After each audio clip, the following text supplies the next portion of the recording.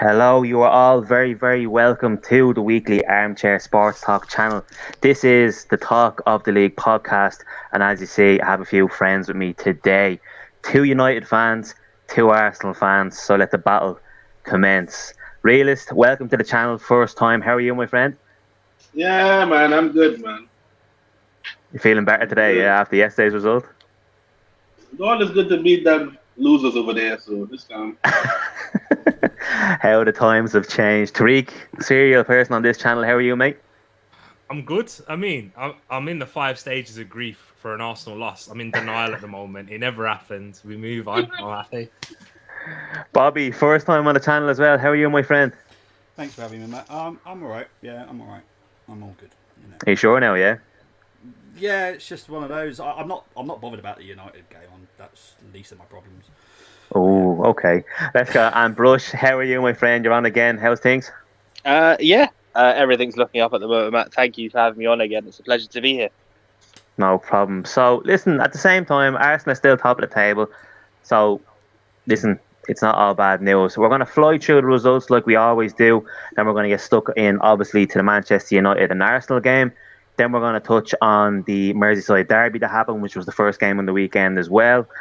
And we're going to cover the VAR incidents that happened because obviously it wasn't a great weekend for VAR. And I want to get everyone's opinion on the incidents, if you think they were right, if you think they were wrong. And then I obviously want to touch on Brighton as well this season. They've had an absolutely fantastic start. I have the teams that they've played against listed here, and they've done really, really well so far in the Champions League spaces at the moment as we speak. So, first game on the weekend was obviously the Merseyside derby, 0-0. Great result for Everton. Liverpool are kind of stuttering away, even though they've only lost one game. They're only on 9 points so far. Wolves with a good win at home to Southampton. Spurs got over the line against Fulham 2-1. Bournemouth, massive win for them under caretaker manager Gary O'Neill, coming from 2 goals behind, away from home to Nottingham Forest to win that game 3-2. Massive result for them. Newcastle 0, Palace 0. Newcastle probably feel they were robbed with the VAR incident we're going to talk about later on. 0-0.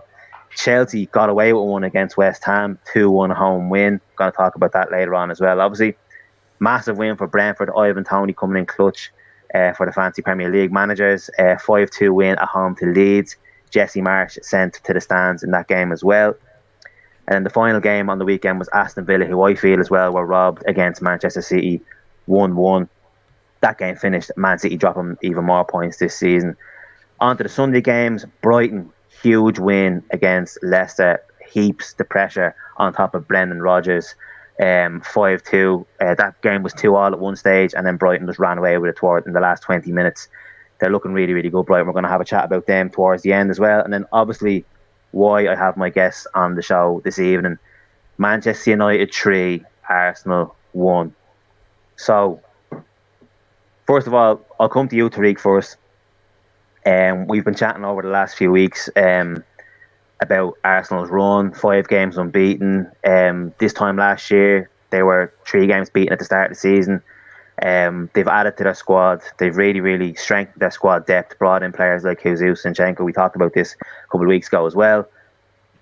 But the media murmurs were, have they been tested yet? They're winning games that everybody feels like they should be winning, which they could have, but they probably dropped points last season in those games. They came up against a Manchester United team. It was probably the wrong time to play Manchester United, if we're honest. But how do you feel like the game went, and what were your feelings throughout the game and before the game?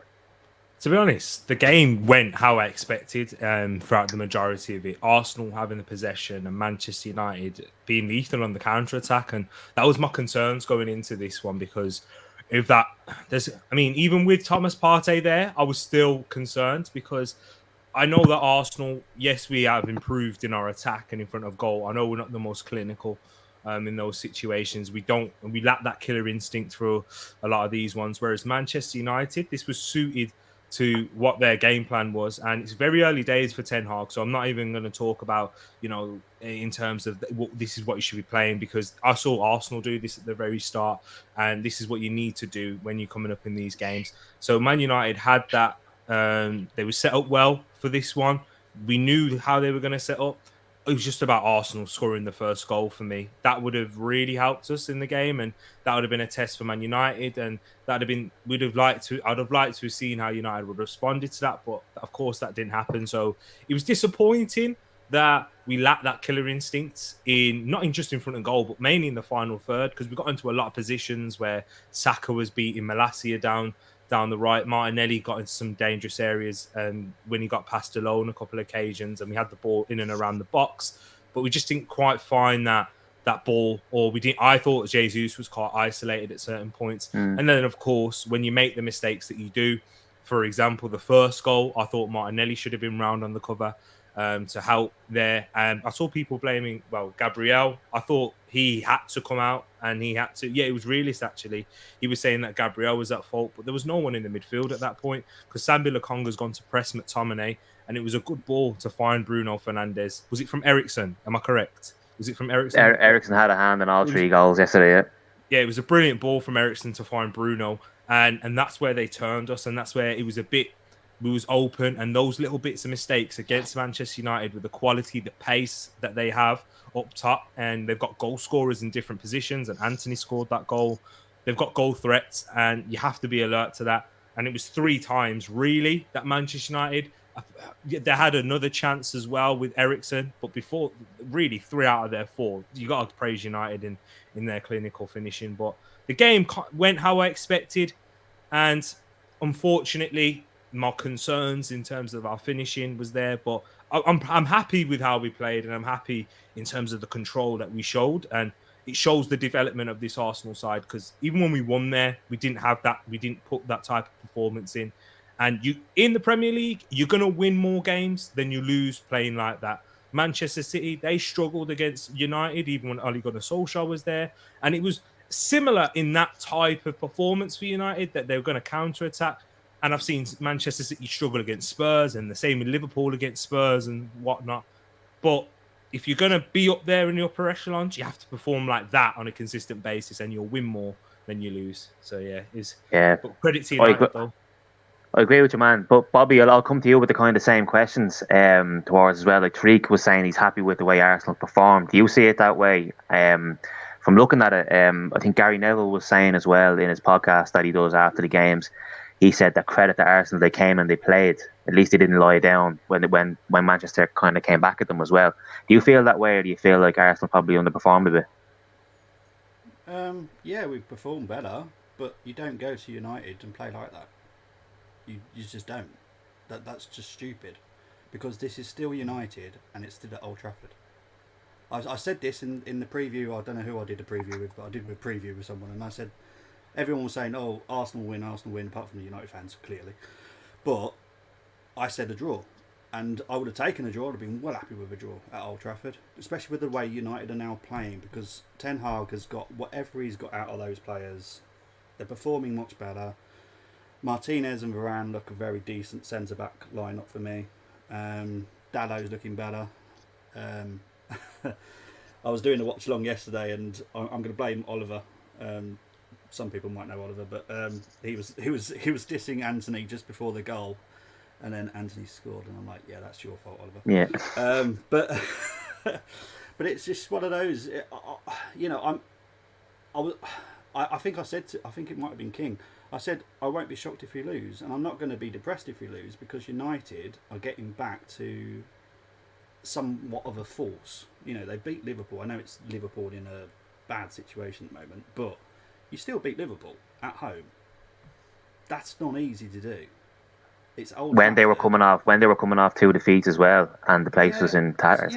I'm sorry, but United are disrespected sometimes, and I do get all the Glazer stuff, and I do get that, but this is still United. It's still Old Trafford. It's still a force. I wouldn't want to play there as a player, because I'd be overwhelmed by the whole situation. I just wouldn't like it. And Ten Hag is a clever manager. He's very underrated, but just because he was managed Ajax, I'm sorry, but he's still a good manager. I'd have him at Arsenal. I would have taken him happily. But yesterday, I know full well that we had 2 players yesterday that were not 100% fit. You don't do that. Not against United. So don't. again, for me, Mikel Arteta is slightly to blame on this one, but that's my view. So I'm going to shut up because I'm sure he's probably going to try and eat me at the moment. Well, let's go over to United side. Realist, I'll come to you first. Obviously, after the start that United had two losses. Two losses. I mean, what was it, Brighton and Brentford, and then you went on to beat Liverpool, quite convincingly. I didn't think he's got the wins against Southampton and Leicester. I didn't think they were as convincing, but I think you definitely still got the job done. The 3 points. And then you came into this game with a point to prove as well, a home game against Arsenal. Were you happy with the way Manchester United perform, and are you pleased with the progress under Ten Hag so far? To be fair, the progress so far, yeah, I'm pleased with the progress so far because he's working with what he have. Yeah, he brought in some players, but he's working with what he have, and you can see that he's improving some of the players that we already have already. So. And that aspect, I can't complain about that. I'm pleased with that. But in terms of the performance, let's be honest. Any United fan know if you give us the ball, we don't do nothing with it really. But if you keep the ball and we have to play on the counter, that's where we are a serious problem. And I think that Arsenal just played into our hands in that aspect because I know they came to Old Trafford and they came probably to dominate the ball and play their style of football. They didn't want to change it, because that's what been getting them their results. But at some point in time, you have to understand that if we really play these managers and we try to attack them, they're going to beat us on the counter, because this game was set up for Rashford. With all his space, we know Arsenal knew what they was getting into. If you attack us, all we're going to do is just play on the counter. It's not like we sit back and we just play defensively. We just wait for the opportunities and just beat you on the break. And this is exactly what we did. The defense, I thought our defense, I mean, the goal we conceded, I was kind of upset about it, but yeah, I thought we could have done a little better on the defensive of that. But I thought we did well in terms of taking our chances. Usually that's one of our main gripes, though. We're not clinical in front of the goal, but we took our chances yesterday. So that's all I could ask for. Yeah, and Brush, I'll come to you on that one as well. Just want to highlight, I think, obviously the first 2 games ended in defeat, and I think Ten Hag kind of took the decision upon himself to drop Maguire, drop Luke Shaw, bring in Malacia, and Martinez and Varane are starting at the centre half now. And since that's happened, we've seen a better version of Dalot. Do you think those changes have been instrumental into United's recent form? Absolutely. And not only Dalot, you've seen the best of Varane now as well, now that he's next to a partner that he can trust and he's more aggressive and brings out the best in him. It's a throwback to the days of when he used to line up next to Sergio Ramos. We were sat here a couple of weeks ago, Matt, after the Brentford defeat. United fans were looking at each other not knowing where 3 points were going to come from. So the turnaround has been mad. There's still a long way to go. It's still in the very early stages. What I do like is that Ten Hag is learning from mistakes and making adjustments accordingly. In this game, I think tactically we got it right. And I do have question marks about our focal point and Rashford up top, but this game suited him perfectly because we played on the counter, and obviously that's what he's good at. I don't think the scoreline does the game justice. I think Arsenal were better than the scoreline suggests. They had large parts of possession, bit of naivety. I agree with Bobby, especially when they levelled up. At Old Trafford, you probably should have been a bit more conservative instead of properly having a go. But then again, you're top of the table. These are the times to take risks. So can I blame him for trying? I don't know. Well, that's it. I suppose we'll come back towards Tariq now. Just to touch on Arsenal before we move on to the next games as well. We were talking like this is the game, the first proper real test. Manchester United away from home. How are they going to react? They did turn up. They did play well. But Manchester United are a different force at the moment, and it was always going to be a difficult game. All that being said, you must be happy with the start to the season that Arsenal have had. 100%, yeah, for sure. And it's the intention. That's what I like. And just to end with, carry on Rock Brush's point, and the intention to go to Old Trafford and try and win the game. I mean, I got to give credit for that, and I'm happy for that. And I know Bobby will think differently because he would have wanted us to counter-attack in that one. But I know for 100%, Pep Guardiola's not doing that. Jurgen Klopp's not going pragmatic away from there. And listen, this is where Arteta wants to take. Whether we're going to get there, that's where he wants to take us. I believe Manchester United have a good record against Manchester City at Old Trafford. They have a good record against Liverpool. And a lot of those games which they won, they scored the first goal in those games. And it's so important in these types of games. In away from home, in any Premier League game, I believe you need to have elements of luck. You certainly do. Because in the Premier League, it's very competitive. And when Manchester United have the quality that they do, the millions that they've spent on that attack, and the England international, Marcus Rashford, I know he's not great. I know he's not. He had a terrible season last season, but prior to that, he scored 17 goals. He scores goals. I know he's frustrating to watch. He reminds me a little bit of a Theo Walcott in that sense. It was frustrating to watch a lot of the times, but he scored loads of goals, and he's still a threat when he's been putting behind. It's those little bits and mistakes that these players as well that have to own up to. Because when Arteta made the substitutions, we were 2-1 down, and at that point, we were actually dominating the game. Before we equalised, we was controlling possession. We was the ones. Man United couldn't really generate a counter-attack. At that point, we equalised, and then the same carried on.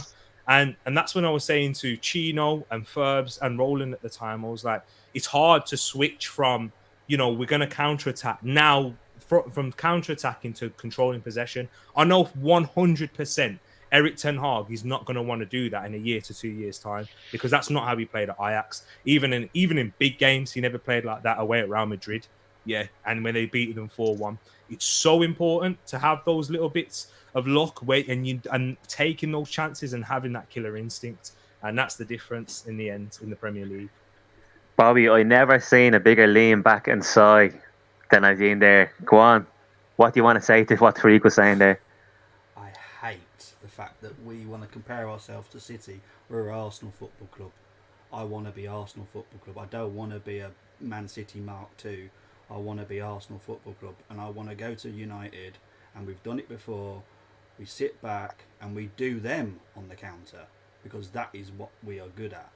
And we are good at that. We can sit back, take the United pressure, and we can do them easily. Saka.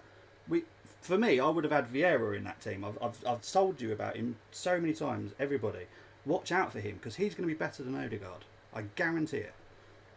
Because he is so much got more potential than Odegaard. And I would have gone to United and sat back, take the pressure from United, and just do them on the attack. That's how we've done it before. I want to be Arsenal Football Club, not Man City Part 2. That's just fair enough. I want to talk. Sorry, Bobby. I want to just move on to. I want to get Brush's opinion actually, because Tariq brought him up there in conversation. I went and I talked to Brush there recently about your defensive with Maguire, Martinez, Varane, and Malacia and Shaw. But you mentioned Rashford there. Gary Neville on his podcast said that Rashford apparently went to Ten Hag and said, play me up front, play me through the middle. And Gary Neville mentioned as well that when he's on the left-hand side, he kind of runs into dark alleys. He doesn't really know. It's kind of a headless chicken type of thing. But Tariq mentioned it. He runs into space. He has that pace to beat the offside trap. And that was probably what Rashford was doing probably 2-3 seasons ago. And he kind of lost his way last season. Do you feel like he's back to... No, I'm not going to say he's back to his best. But he scored a goal against Liverpool and he scored 2 goals against Arsenal. Is he going in the right direction? And obviously Ten Hag has seen that, Brush. It's most definitely the right direction. It's too early to say that he's back, because last season, about a year and a half, he's been absolutely atrocious. But I think he's got the backing of this manager, and he trusts him, and he's had a good pre-season as well. We saw all the training videos and whatnot, and I think that goes a long way. But yeah, pace is his main weapon, so anything that utilises that is great. I still have my doubts about him as our number 9 just up front. In terms of hold-up play and bringing others into the game, I don't think he's the best at that. So it's still a work in progress. We'll have to see how it goes. But I thought the way we used him yesterday was great. I thought we set up perfectly and, utilised him to his strengths. I just hope that continues. Yeah, and realist, a debut goal for your fidget spinner, Anthony. Talk to us Respect about Anthony, him. man. What do you make of your new €100 million signing? Yeah, man. You know what it is, right? To be honest, yeah, is a little bit of excitement and entertainment back at Old Trafford, isn't it? Because we used to see football played there for the past few years just one way, innit? Just need to have the passion and desire and all, all that nonsense there. But now we got a player that could have you at the edge of your seat, if that makes sense, though. Someone that have you at the Hmm. edge of your seat, make you watching and you're like, oh shit, look at this, look at that. But not saying that he's gonna neglect the other parts of football and not knowing when to probably pass the ball, not to do too much, not to be playing for the crowd because you get the crowd on your feet. Nah, but the performance was decent. It was nothing. Not to say he was a 10 out of 10 or anything like that. It was decent. It's good He foundation, came, isn't it? yeah, he came. He took his goal brilliantly. Can't really ask for more than that, dude. He took his goal. Were you pleasantly surprised by his tracking as well, really? Yeah, because I thought Dalo would have been getting exposed, yeah, but nah, man, he actually covered properly for him, though. And McTominay, oh man, everyone knows me and McTominay, but McTominay actually had a decent game yesterday. I can't lie. He had a decent game yesterday. Breaking up play, getting involved, passing the ball forward, and he's not trying to do, like before he was trying to do more than he could do. He's doing what he's capable of doing now. He wins the ball and he passes it off, and he don't try to do too much extra stuff. And I like that. Just do the simple things. Do what you're good at. Don't try to do beyond your means.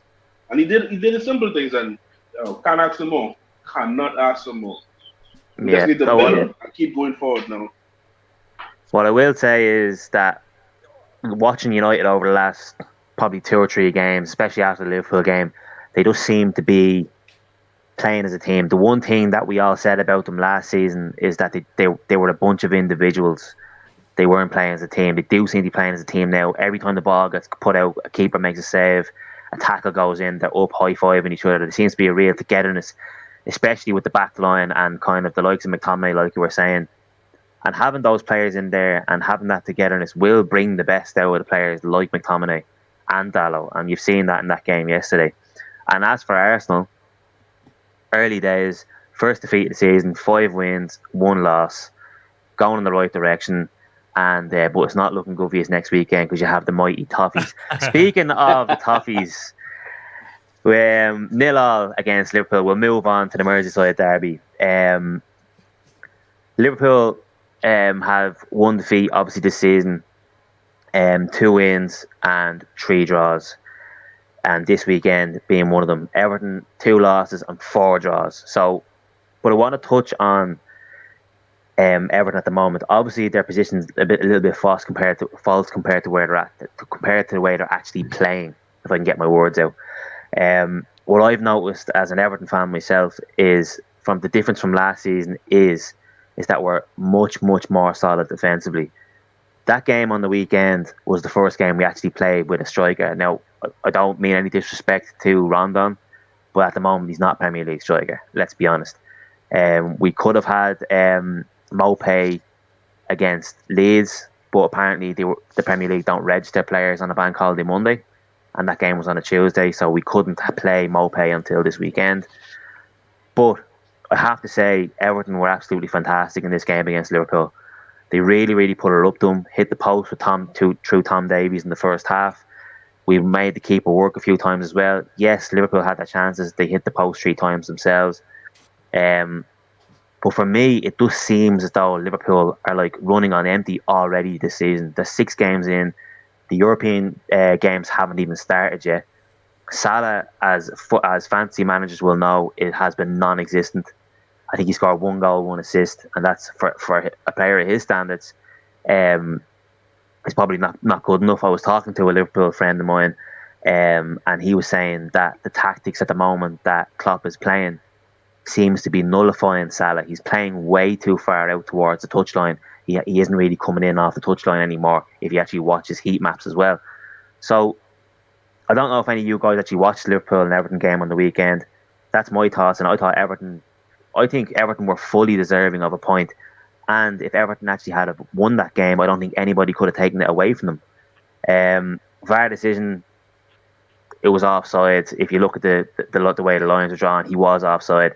I think if I had him a Mopay in that decision, he wouldn't have went that early. Cody went early, he probably got a bit excited. But Tariq, we'll come to you first in this one. How do you think everything that I've just said, the game as well, Everton and Liverpool, their starts to the season, what are you making of it? And I'll come to everybody on this and get your little 2-minute synopsis and what you want to say as well. Tariq, go for it. I think when you look at Everton, you have to look at the circumstances in and around. And from even last season, from the club where Frank Lampard's taken over, the issues that they've had financially in at the club, everything surrounding it with Farhad Mashiri and everything. Thomas Tuchel gets a blight because of that, and people want to give him time. But Frank Lampard, I think he deserves some credit. I know Realist is going to hate me for saying that, but he has seemed to start built from a foundation, and this is what you need to do as a manager. And the first thing is build from the back, and then build forward. I thought he was excellent against Liverpool. You were unlucky, and you was lucky at some points. With Liverpool, I think they ended the game stronger, but you could have easily scored early on. In that game, there was a few attacks that you had. I know Tom Davies hit the post. Damari Gray was looking sharp. Neil Maupay, just the fact that he was a striker, gave you something different in that game, which you've not had with Rondon and when you played Anthony Gordon up there. Although I'm not a massive fan of that Maupay signing, because I think the problem in his game is his finishing. He's got very good build-up play, link-up play, and everything like that. But his finishing is a problem, and Brighton fans can attest to that. But Everton, you got credit where credit's due. They've reacted and they've responded to the circumstances better than Liverpool, and that transitions me on to Liverpool in terms of how they would just look so predictable in the midfield. I did think it was a mistake for Klopp to start Harvey Elliott and Fabio Carvalho. Although, having said that, I can understand why he did, because Carvalho has been excellent in his cameos coming off of the bench. But in a game like that, you have to look at it and say, two young players in that position, which, with Harvey Elliott, I know he's doing really well and he's had a bit more game time than Fabio Carvalho. I thought it was a bit of desperation, and of course I know he has to do that, and we're talking about tactical flexibility, but that's once again something that gets levelled at Klopp in how he responds to these circumstances. I don't think managers who have such a philosophical way and they want and they can persist with that identity, it's a struggle for them to really adapt, and I don't think Klopp has adapted to the situations as well as Lampard. So I thought, you know what? Credit to Everton. And everyone calls me Southgate for this. Jordan Pickford's fantastic. And Matt, tell everyone how good he has been for how long. It's not just this game he's been good for. Do you know what it is? Obviously, Pickford gets stick, and any mistake he makes is highlighted. Any mistake that Pickford makes, every keeper in the Premier League makes on a bi-weekly basis. It's just not highlighted enough. Over the last probably 18 months, since Carlo Ancelotti came into Everton Football Club, he was the one who actually dropped Pickford for the first time and said, listen, your head's not in the game. You need to stop making these silly mistakes, start listening to what I'm telling you. And ever since then, he's been a different keeper. He's never let England down. A psychologist as well, didn't he? A psychologist. Yeah, exactly. Yeah, I think the Van Dijk thing kind of affected him a little bit. I think he kind of lost a bit of focus after that as well. His family got a few death threats and stuff, which obviously is bang out of order. But I think he was dropped for a couple of games after that to sort himself out. But ever since then, honestly, there's been probably 10 or 12 times in the last season and a half where I've said he's been absolutely fantastic. And he was probably one of the main reasons. Everyone talks about Richarlison's the reason Everton stayed up. Anthony Gordon is the reason Everton stayed up. Jordan Pickford was the main reason why Everton stayed up last season. Because if it wasn't for him, we wouldn't have won those games against United, Chelsea coming in. But those saves that he made against Chelsea towards the end of the season, the double save, the save that came off his face, he's been absolutely fantastic. And I have to say, he has the captain's armband, which I thought is going to put more unnecessary pressure on him. But he's been absolutely fantastic. He does seem to be a bit of a leader. And I do think the best thing that probably has happened to Pickford as well is having Connor Cody and Tarkowski in front of him. Because Michael Keane and Mina, even though I think Mina is probably one of our best centre-halves when he's fit, Keane kind of like has that kind of lack of confidence, lack of self mentality as well. And I think Pickford kind of needs those two leaders in front of him. I wanted to quickly touch as well on Nathan Patterson at right back for Everton was absolutely fantastic. Absolutely fantastic. His first big game, like big derby game, and he was thriving on it. He pushed Darwin Núñez into the corner flag in the first few minutes of the game. He went through a few players. He pushed people over the sideline. Exactly what Everton want and need in their right back. And he's going to fit in right. He's only 20 years of age. He's going to be absolutely a brilliant signing for us going forward.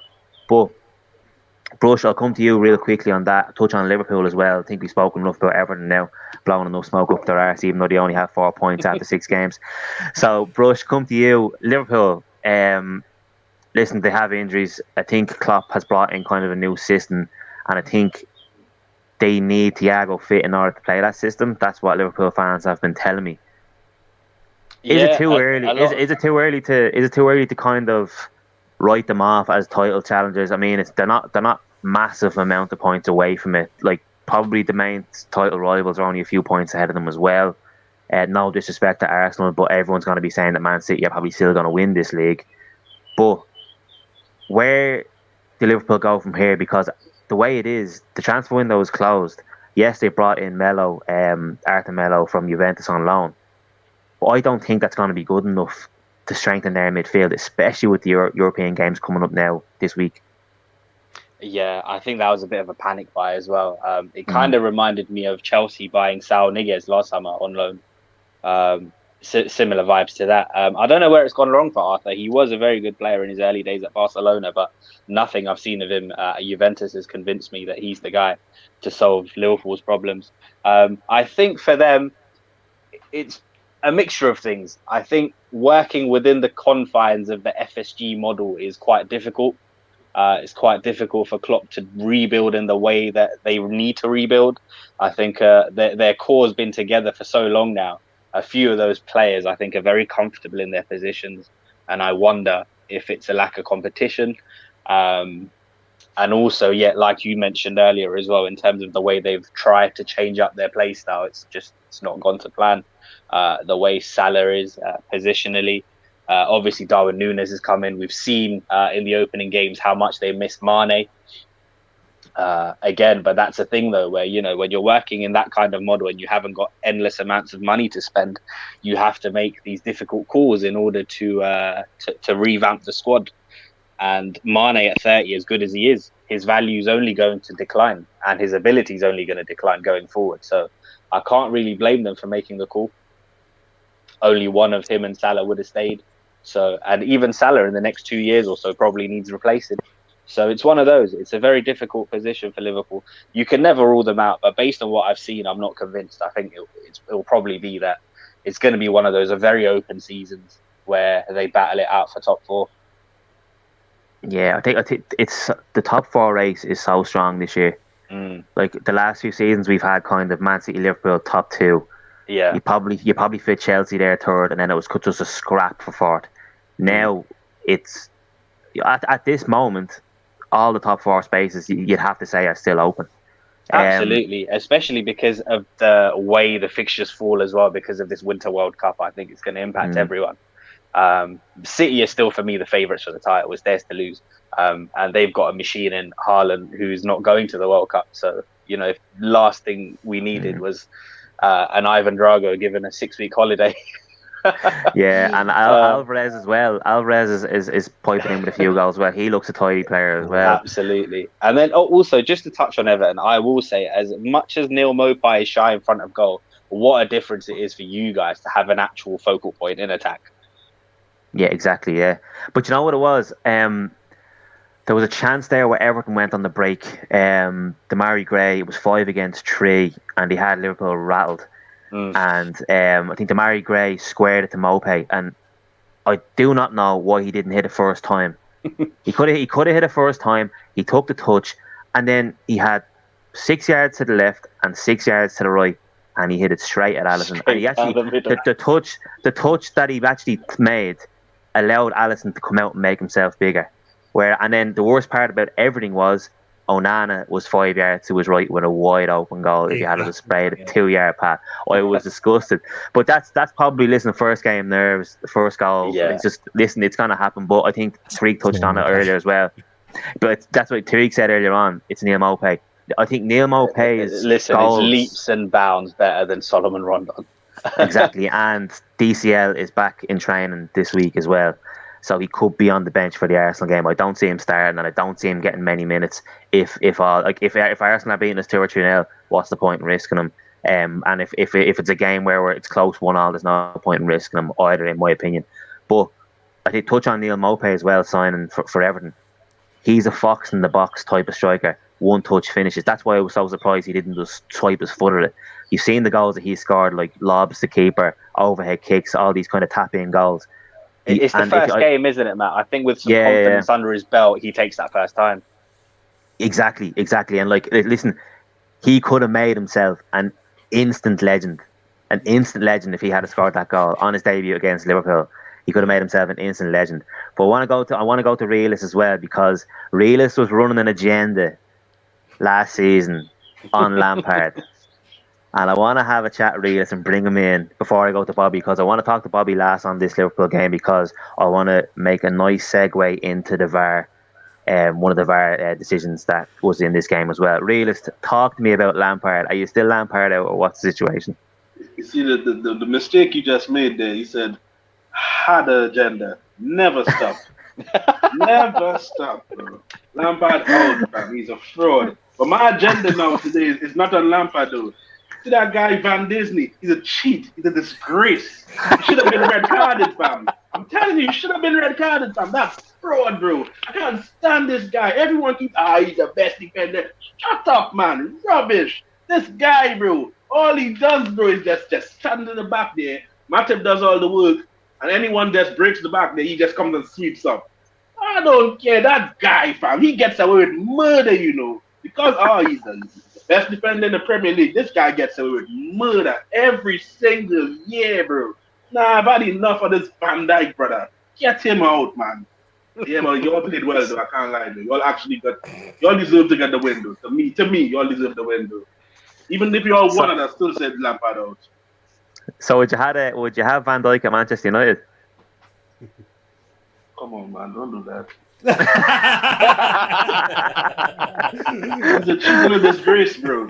He's a cheating and disgrace. Van Disney, absolutely brilliant. So listen, Bobby, I'll come to you. He thank you so much, Realist, for that, because you brought it beautifully into what I wanted to talk to Bobby about in this game. The Van Dijk tackle on Onana, in my opinion, it's a red card, and that's probably just made with a little bit of Everton bias. So I'm going to go to everybody here in the panel and have a chat about this. In my opinion, if the shoe was on the other foot and Tarkowski does that to Salah, it's a red card. I don't care what anybody says. That goes to VAR, and the referee doesn't even have to go over to the screen. He is told instantly, send Tarkowski off if he does that to Salah. And I don't care what anybody says. But where do you stand on this, Bobby? That what I'm upset over, I'm not upset over, but what I'm annoyed over is that it never got revealed. It never went to VAR, and he was never asked to go over and have a look at the tackle. Because if he does go over and have a look at the tackle, then he has to second guess himself. And if he sticks with his yellow card, then everybody can say, fair enough, whatever, Liverpool, that's grand, whatever. But the fact that it didn't even go to the screen, to the monitor, or even if it was checked, I'm telling you now, if it was on the other foot, it would have been checked 50 times over, and it would have been a red card. So Bobby, talk to me about it. What do you think? Okay, there was a meeting today, 24 refs, none EPL, who went through every VAR decision this weekend. That one was the clearest red ever. The reason it probably didn't go to VAR is because they're all buddies, and this is what I'm trying to get through to them. They've got to stop being buddies. Stop being celebs as well. That's the other bit that annoys me. They're celebs. They're not. They're refs. They're doing a job. They shouldn't exist. We shouldn't know their names, really. We'll know their name as in us on the programme. That's the ref. But we shouldn't be knowing them like with Arsenal Man U. We were talking about Paul Tierney and Lee Mason like 5 days before the game. Why? We should be talking about the game, not the ref. The refs shouldn't exist, as far as I'm concerned, as in we should know them. So for that one, I don't know if you should all know how VAR works. The guy in the VAR hub would have seen that, and he would have given a message to the ref. You need to go back to that. Now, that would suggest to me that guy wasn't paying attention or was protecting his mate. And now that's got to stop now. None of this working for, all going to the pub, having a good, because that's what they're all good mates. They've all got a WhatsApp group together. It's ridiculous. They shouldn't be like this. They should clock in, clock out, go and do whatever they do outside of reffing. But this weekend, honestly, this is why I'm annoyed today, because I've had to do all this stuff. And it frustrates me, because I want the best for football. That's all I want. I'm from the 80s and 90s, and I think it started to creep into the late 90s, where we were starting talking about refs, like Uri Rennie, Mike Dean was one, and Paul Ellery was another one. As soon as you saw his name on there, you were going, uh-oh. But you shouldn't be like that. You should be going, this is going to be a good game. Not worrying about, Paul Tierney's the ref. Oh, here we go. I don't want that. That should not exist in football anymore. Now, what I'm trying my best to do is, obviously we all know about Howard Webb, but that's not happening until December. So for the next, 3 months, they need to start realising they're not buddies. They're doing a job. They're there to make sure no fouls. Like the Arsenal, let's quickly talk about the Arsenal Man United one. That was a foul. Simple as. Goal ruled out. Brilliant. It's a foul. Simple as that, as far as I'm concerned. But honestly, I hate football today. I really do. I hate football because of refs. And I should be hating football because of football, not because of refs, if that makes sense. Because it's just ruining it for me. But that VVD one, red card, no problem. 24 refs said it today. I don't know what the heck they were doing. Hopefully he gets banned for the next game, personally. But that's that like you say, Bobby, that is the issue, and that is the situation that we have here, is that how many times and how many weekends are we going to have Dermot Gallagher in the Sky Sports studio saying, but he said it wasn't a red card today, and he's supposed to be the head of the representatives or whatever he is, and he's saying no, it wasn't, and then he's given these opinions. He's doing exactly what you were saying. He's backing his buddies, and that needs to stop. Yeah, because the problem is, and it's well documented, right, that the Premier League do not want VAR. They never wanted it. But the problem is the EFL and the WSL are trying to get it for 2023, 2024. Now, I know they've already voted no. Whilst it stands as it is, VAR, EFL and WSL don't want it. Because it doesn't clear up any problems. It makes things worse, if anything. And VAR works all over Europe. I was saying it to someone the other day. VAR works all over Europe. It works in MLS. Howard Webb is doing a fantastic job, which is the reason why he's coming over. Because he knows how it should be working, and hopefully, the only slight concern, he is a buddy with a couple of them still, but I do think he's going to go, none of this now. Let's just sort it out, because it needs. I don't want to be here on a weekend review talking about refs, and I know I'm going to be. I've got another show later doing exactly the same. But I want to be talking about the football. That's what I love. I love football. I don't like refs. I've never wanted to be a ref. I don't think any of us would have ever wanted to be a ref. We want to play football. And this is where, because there's one lady that does it in the ladies' league. She used to play for Liverpool, and now she's a ref. And I would say she's probably the best ref there is, because she played football, so she knows, what to expect and how players' minds work and stuff like that. So why are we not getting some of these? Let's say Jack Wilshere, just first person to come to my head. Why not get him to go into being a ref? Why we got to have them as commentators or pundits? Start getting someone as refs, or at least get him into the PMGO as like advisors or something. A representative for the players type of thing, yeah. Yeah. Oh, that's me. I said it as well, and listen, I think that we should be kind of scouting the best referees. This is the best league in the world. It's the biggest league in the world. Has the most money in it. if you can get a referee from Germany to referee the Real Madrid Celtic game tomorrow, why can't they get a referee in to referee Manchester United against Liverpool, one of the biggest games? They can, I think they should be able to do it, but they won't do it because they want the English referees. Somehow, the English referee. I mean, listen, the other VAR decisions that happened this weekend, the Newcastle disallowed goal for a push on the referee, even though Willock was pushed into push on the keeper, even though Willock was pushed into the keeper. How can somebody who was looking at 16 to 17 different replays and different angles not see that he was pushed into the keeper? How can they not see that? They're supposed to be there to help and stop these decisions from happening. Then you have the Coutinho goal against Manchester City that when it was 1-1. Why did the referee put up his flag if he wasn't sure if it was offside or not? I thought they weren't supposed to put up their flag if they weren't sure, and then VAR comes in. So why did he put up his flag? It defeats the whole purpose of it. Yeah. And then plus, so then VAR can't come in and say, no, it's a goal, because the linesman put up his flag and the referee blew his whistle. Therefore, players have stopped playing, and you can't give the goal. It melts my brain, these decisions. And like you said, I think it didn't really affect the game. Leicester's goal in Iacho, Marsh had the ball for Brighton. Tielemans came in, did the exact same thing that Odegaard on, who was it? The Manchester United player. But the goal was given.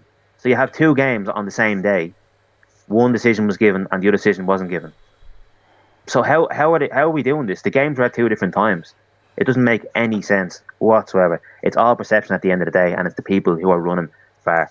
That's all I'm going to say in it. Guys, I'm going to move on really, really quickly. I literally want to touch on Brighton for 2 seconds, because I did say we were going to talk about them really quickly. And then we're going to come on to the upcoming fixtures. And then basically we're coming up to 45 minutes. We have 15 minutes left to have a chat. Brighton, guys, 4 wins, 1 draw, 1 loss, 11 goals scored, only 5 conceded. I mean, United, they beat United first game season, beat Newcastle, beat West Ham. Drew at Newcastle, beat West Ham. They beat Forest Green in the Cup, beat Leeds. The only loss this season for Brighton is actually against Fulham. And then they thumped Leicester yesterday. Fantastic start for them. Kind of one of those teams you're kind of, were they getting overhyped because of Graham Potter? Oh, he's a brilliant manager, he's this and that. They're selling their best players every year. They've sold players to Spurs, they've sold players to Chelsea, Cucurella to Chelsea as well. They're making a lot of money, but they're reinvesting it really, really, really smartly. Brush, I'll come to you on this one. What have you made of Brighton start of the season? And, like, are they just basically doing what we always thought they were going to do under Graham Potter? I mean, he's a very astute manager, and the way they've set up this season has been brilliant. And like you say, yeah, what an incredible job, especially because a club like that are always going to be in danger of losing their best players. But it's all about having the right structure and the right scouting system and replacing them. And they seem to be doing that really well. Even guys like Salcido in midfield looks a real monster. We were linked with him back when he was available for around 5 million. But, due to the ineptitude of those at Old Trafford, that one slipped us by. And look what a player he's turned into. He's been quoted at 40, 50 million now. The only thing that can stop Brighton is, well, if they keep losing players, and also like the rest of the league, there's a lot of positions in the league where from about 8th to 15th, I can't really call it. It's so close in the table. You're just going to have to see how it goes. But yeah, brilliant start. Yeah, Realist, I'll come to you as well on this one, have a little quick chat about Brighton, if you don't mind. Obviously, they beat United at the start of the season. They look really, really impressive. Players like Trossard, McAllister as well. He had a disallowed goal yesterday. Pascal Grobe as well. Pascal Gross has been absolutely fantastic for them as well. These are sort of players that you wouldn't necessarily say are good enough to play for a top 6 side. But when they're all put together under Graham Potter's leadership, they seem to be gelling really, really well. And there's always one team that is a surprise every year. West Ham were a few years ago, Leicester a few years before that. Are Brighton going to be that team this year, Realist? I have plenty of time for Brighton, bro. I love the football, though. I say Graham Potter for England manager, all that. I have a lot of time for him, though. I like the way they play football. But the thing about them is that when there's always this part of the season where their form just dip and they just go on these long runs of no results, bro. Mm. So if they could get past that, and that's something that don't happen this season, they could probably have a decent finish to the season today. I like them though. I like them. They play decent football. I like it. Yeah, they I could be like that. They could be that team. They could be that team that kind of goes up and trying to gets that Conference League spot. That'd be a massive achievement for Brighton, in my That would be opinion. huge for them. Huge for them. And at the moment, the only team that I can really see outside of the top 6, 7 teams, is Brighton on current form. I mean, the likes of West Ham, obviously they're struggling at the moment. Leicester, who've kind of been up there in and around, they're struggling. We're going to touch on Leicester next week's show. But I just think at the moment, as things stand on current form, Brighton are the team who the top 6 should be worried about, if we're going to put it that way, in my opinion. Tariq, quick word from you on Brighton before we move on to the upcoming fixtures. What do you think? I speak a lot about Potter already, so I'm going to speak about something else. It's more to do with their structure that they have at that club. Look at Newcastle. Who did they decide to take? With all the riches, the embarrassment of riches, and they could have got across the world. It was Dan Ashworth, and he was the one who was pulling all the strings, who brought in Potter and brought in a lot of these players and given them the trust. So Brighton have been fantastic for me, and everybody knows my love for Graham Potter. I know Brush and really certainly do. He's also another manager who received a lot of criticism at certain points as well last season and previous to that, because he goes through these spells where he does go on a winless streak. But I think that's a lot to do with quality in terms of these players. You know, he sets them up well when they're playing good, when things are going good. Then that's when the whole team looks great. But when things aren't going so good, that's when there's certain individuals, when you have that like talent and that great player, it's the mentality that separates a lot of these players from at the top. Like technical ability wise, there's not going to be much that separates Leandro Trossard to the best wingers in the world, because at a professional level, it's only the minute differences, and those are the things that separates Brighton from, you know, the top 6 sides. But yeah, man, excellent club structure they've got right there, man. And all the best for Graham Potter as well. The only thing I see stopping them really is strength in depth, because that's the thing, especially now we've got 5 subs and that as well. With teams like Brighton, there is a bit of a drop off once you get past the first 11. To be fair, That's they've got a bit of strength in depth now this season. Like I was looking at their bench and Tariq Lamptey's sitting there. Yeah, he's fallen off. Solly March has proper nailed down that spot on the right hand side. I think, and Joel Veltman's done a really good job there as well. They have got a little bit more than they have previously. But I'll tell you what, they'll be very lucky to hold on to Sanchez beyond this season. Quality keeper. Yeah, I think it's got a rick in him. He definitely has a rick in him though. Right, so the one thing I love about Graham Potter was I think it was last season when I think it was 3 games on the bounce where they didn't score at home, and it was 3 0-0 draws, and the Brighton fans started to boo him. Yeah.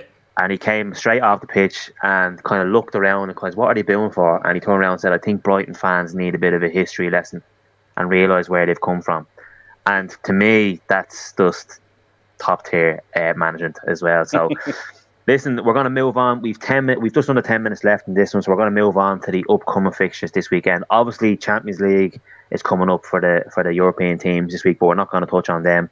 We're going to touch Europa on the League. Come on. Europa League, whatever. Yeah, actually, yeah. United and Arsenal are in the Europa League, so apologies. I don't really like European football because Everton are never in it, so I kind of just tend to skid by it. And the last time you should have been in the Champions League, yeah. Yeah, whatever. Yeah, we're back on. But so let's touch on the upcoming fixtures. First game on the weekend, 12:30 kickoff. Fulham against Chelsea. I personally think Fulham have a great chance to win this game. Early kickoff, Ako Reona. They actually played really, really well against Spurs on the weekend.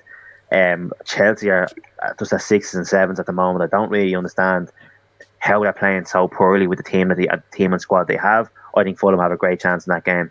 3:00 kickoffs are Bournemouth, Brighton, Leicester, Aston Villa, Liverpool, Wolves, Southampton, Brentford, and then the evening kickoff or late afternoon kickoff is Manchester City against Spurs. Probably going to be down as the game of the weekend, but 2:00 on the Sunday is Arsenal against Everton. Another good game coming up. West Ham against Newcastle, also 2 o'clock kickoff on the Sunday. And then we have a good game, Crystal Palace at home to Manchester United for Monday night football, which should be actually a really, really good game. Loads of goals in it. What I'm expecting is Leeds against Nottingham Forest. But let's go back to the 3 games I want to highlight, and that is Man City's, Tottenham, Arsenal, Everton, Crystal Palace and Manchester United. So we'll start with the game that doesn't really affect anybody here. Manchester City against Tottenham. Bobby, how do you think this game is going to go? Both teams kind of sitting, they've both kind of dropped points, but are probably very, very happy with the start to their season. How do you see this game playing out? To be honest, I can actually see Tottenham surprising City. Tottenham are actually my surprise package this season. City have been great, but they weren't clinical enough against Villa. They need to be clinical against Tottenham because Tottenham are Conte style. So, they have to be clinical because otherwise Tottenham will surprise them again. And they've done it before, they'll do it again. That's it. And I think one thing I want to highlight as well, and I'll come to realist on this as well, Manchester City are conceding goals. Like, they conceded 3 goals against Newcastle. They conceded against Villa. Probably should have conceded 2 against Villa as well. They are very, very good going forward. Obviously, we all know that Haaland 10 goals already in 6 games. Frightening going forward. But they're very, very leaky at the back. I mean, I have Edison in goal for my fantasy team. I think he's only kept 1 clean sheet in 6 games. Yeah, and I wouldn't mind that. I have Dean Henderson on the bench, and I think he's top points scorer for the keepers. So that was a bad one for me. But realistic, Manchester City at the moment, how do you think they're doing this season, and do you still think they're favourites for the title? Yeah, I still think City wins the league. It's theirs to lose, isn't it? If anything is going to make them lose the title, I think they're going to mess it up on their own.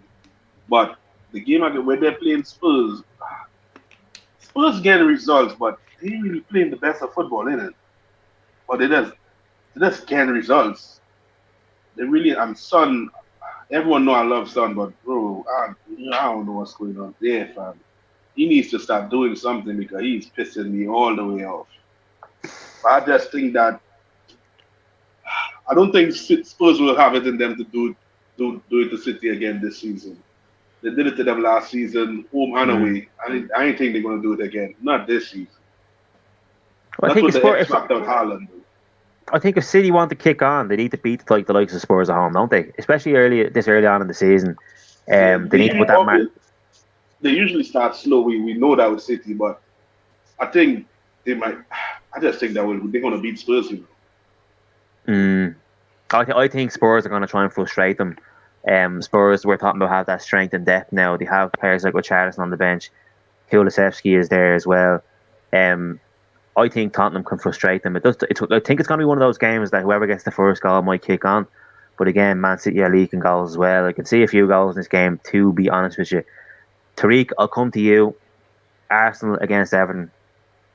How are Arsenal going to react after their first defeat of the season? What I'm thinking is in terms of fitness, in terms of a lot of these players, because I think in the Europa League, I've been saying it really kind of agrees with me as well. I think we're going to play a strong side in the Europa League, and I think that might affect us. It's just mainly because I don't really see a whole nother 11 that can play on Thursday with injuries and with the injury-prone players that we have. I expect I expect a reaction. I do think that we will. Once again, similar into how it's going to be against United and how we played against Fulham and the likes of Villa at home. We're going to dominate. We'll create chances. It's just about whether we're going to be clinical enough, and how we start is so important in that one. If we can score early on or just get chances and get the crowd on side and get them awake on a 2 o'clock on a Sunday afternoon, I think we'll win. As comfortable as it is in the Premier League, which is about a 2-0 win, I'd say. The one thing, though, Tariq, that I will come back as I'm an Everton fan, Everton aren't making it easy for teams. No, of course, that's right. And like we were saying, that Gana Gueye is now in, and I mean, he came on against Liverpool, he was pulling strings as well. Everton's midfield are a lot stronger. They're defensively a lot stronger. The last game of the season last season, 5-2 to Arsenal. Everton players were on the beach. Arsenal Arsenal thought they needed to win that game in order to try and some form of hope to get top four. So write that game off. But the game before that, Everton beat Arsenal at Goodison 2-1 to Murray Gray's great goal. We know that Everton play well against the big teams, especially at home. But because this game is away, I do think it's going to be tough. I'll take another point now, so we're 5 games unbeaten, 5 points on the board. But I don't know, man. I think Arsenal are there to be got at. I think Everton are going to sit back defensively, have a solid back line, Ghana, Onana, Iwobi in midfield, and just play on the break like we have been. And I think we might be able to catch us. But like you say, first goal is massive. I think if Arsenal get the first goal, I don't think Everton have enough sauce to get back into the game. And I think if Everton get the first goal, they could really, really, really frustrate Arsenal. So it's going to be an interesting game, I think, anyway. Just to add on that, it's like Spurs. If Everton or Spurs get the first goal, that's like being 2 goals up, because that makes City and Arsenal goal. Even if we equalise, we still got to go and win. They need to win the game, yeah. So yeah, exactly. It doesn't affect your game plan at all. So yeah, I hear that. Yeah, I completely agree with you. But we're going to move on then to Crystal Palace, Manchester United. Brush. It's a tricky one. It's just about keeping up momentum, really, for us. And then we all know the threat that Zaha causes, and a lot of what Crystal Palace do up front, goes through him. So he'll be one to watch out for. Decore in midfield is a quality player.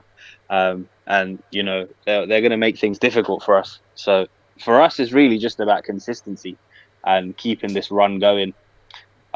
With regards to your game, that was also one I'm looking forward to, just because I think you guys will take so much out of that Liverpool result going into this one with confidence. And for Arsenal, it's just about that reaction, how they respond to that first defeat, which I told Tariq was going to come on the ball. Yeah.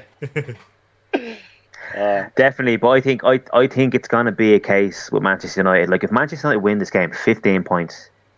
Like, they're really, really... Who left there? Realist legged it. I think that if Manchester United can go 5 games on the bounce with 5 wins, 15 points, that's huge. That basically makes people forget about the first 2 games of the season. Absolutely. It's night and day. It's night and day, because at the end of the day, 7 games in, and if they hadn't lost their 4th game and their 6th game, you wouldn't really be saying it's Ten Hag, we just know what he's doing. But the fact that they're going 5 games on the bounce with potentially like solidifying a top 4 spot after 7 games, that's a massive, massive turnaround for a team like them. Having said that, Crystal Palace have been one of those teams for me at the moment who have been a little bit frustrating. I did think they were going to be a little... Now, listen, I'm not saying that they've been playing poorly. I just think the results haven't gone their way. We seen Zaha was given out in his post-match press conference. I think it was who were they playing against? Brentford, where they conceded a late goal, was it? And they were saying, he was saying, why can't we just finish out games? Why can't we just, when we go 1 goal up, why do we always concede so quickly? And that's probably one thing that Crystal Palace fans, I know Eagle Eye Football, Rich is in the comments there. He might be able to throw a comment in there to let us know what he feels about Crystal Palace's chances in this game.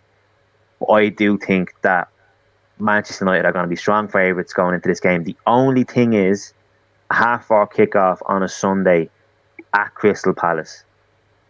It's going to be a tough game for Manchester United. But if they come through this game and they come through comfortably, then we could probably start saying, right, Ten Hag era has begun at Manchester United, and they are a proper team.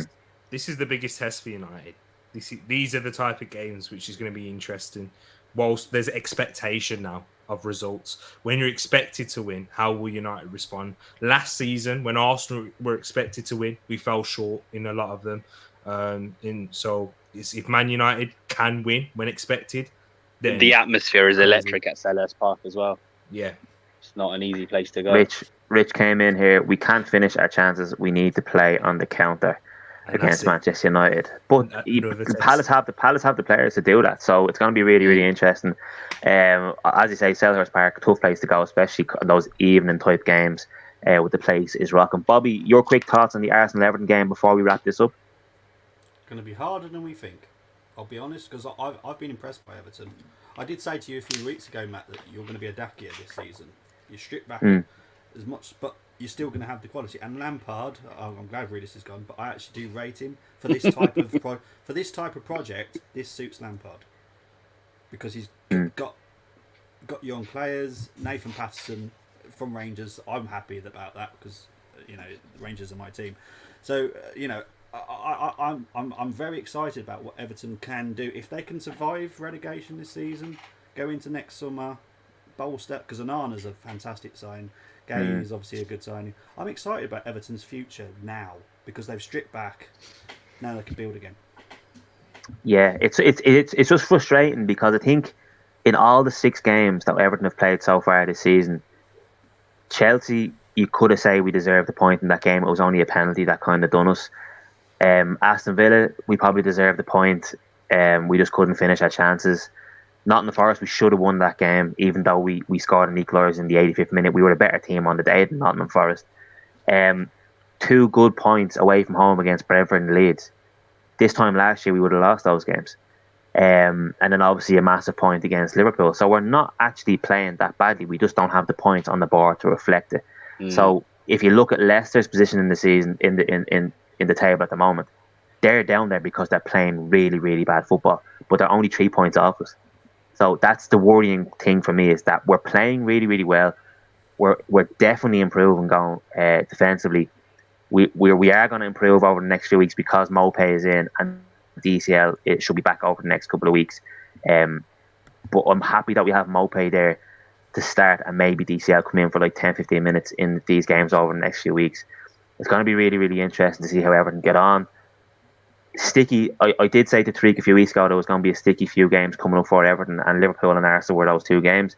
Then we kind of go into a couple of games where not saying that we're going to win them, but they're games against like West Ham at home. They're the type of games that we need to be winning. If we don't win those type of games, then we'll start worrying. But listen, we'll leave it there. We covered so much tonight in tonight's episode. I want to thank everybody who was on the panel. You can see how dark they're getting. I'm going to have to actually start turning off my light. Before we, I didn't realise how dark it's going to be now. It's the winter is coming, as they'd say in Game of Thrones. But listen, I want to thank everybody on the panel tonight. Tariq, Bobby, Brush, Realist, who had to jump off there as well. Tariq, let us know where everyone can find you. I know you've been on before. Let us know if you have anything coming up over the next few days as well. Yeah, guys, thanks for letting me come on, and it's always great to chat with Brush and Bobby, the 2 Bs. But big up yourself, guys. Thank you. Thanks for letting me come on, and you can find me at Tariq Talks. I'll be doing an Arsenal show after this. This week there's Champions League games, but I'm going to be doing one on Roland's channel, Pros Only Sports, there with him. Also, this week as well, you got Premier League preview show with myself and Ed, of course. And then, busy week. And also watching the Europa League game. Arsenal at Zurich. Well, we're not actually at Zurich. We're playing at St. Gallen because of music events and stuff. But Europa League's back. Come on, you sing the rest, Russ. Sing the rest, Russ. I don't know that tune as well. I don't know it. You should do though. You've been in there quite regularly as well, ain't you? I don't know that tune. I don't want to know. I'd love to know that tune, to be honest with you. But Bobby, let us know where we can find you as well, mate. You'll find me on Foot Values TV. But the big show I do want to plug, I will be doing a show every month called Lone Rangers, and it's going to be to do with every Premier League team. All the loan players, I'll be doing the review of how they're getting on at their clubs. And that'll be on FTSN. So watch out for that one, because that's going to be an interesting one, because I'm very into the EFL, so I'll keep an eye on all your players, how they're getting on, even if they're in Europe as well. So keep an eye on that one. I'll plug that one quite a lot. Good man. Make sure you look after Jared Brantwaite at PSV, because he's starting to get a few games for them now as well. Let us know how he's getting on. Thanks very much for that, Bobby. Yeah. So hopefully he goes through a few years. But Brush, let us know where we can find you. I know you're always throwing that popcorn emoji into all the chats, so let us know where we can find you if we can. Yeah, you can follow me on Twitter at Brushy87, all capitals. In terms of planned shows this week, there should be an FPL show coming on GrizzCon TV on Friday at 6 p.m. And you may also catch me on the United Agenda at 8:30 on the Friday. And then throughout the week, I'll just pop up here, there, and everywhere. usually in comments. Just say that last bit. Just say that last few sentences again, Bruce, because you broke up a little bit. I don't know if you broke up anybody else. No, he was all right. He didn't break up. Was he? Oh, then he just broke up for me. Sorry, I apologise. Listen, guys, thank you so much to everybody again. Thanks to everybody in the comments. We had loads of comments tonight, much more than usual as well. So thanks again to the panel. And that was the Talk of the League podcast, and we'll see you next week.